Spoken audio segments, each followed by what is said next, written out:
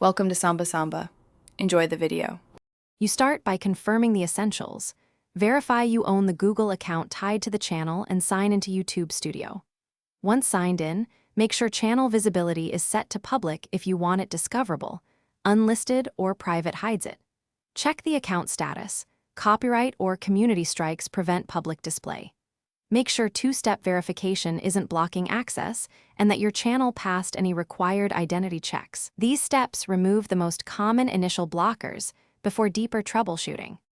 Next, dig into settings and content metadata to find why the channel isn't showing.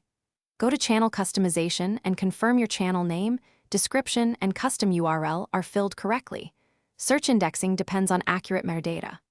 Once done, inspect video visibility, tags, and whether videos are scheduled or blocked in certain regions. Make sure playlists aren't set to private, and that any linked Google Ads or brand account details are configured. These middle steps fix visibility issues caused by configuration, not technical errors. Finish by eliminating local and propagation problems. Clear browser cache, test in incognito or a different device, and try another network to rule out DNS or ISP caching.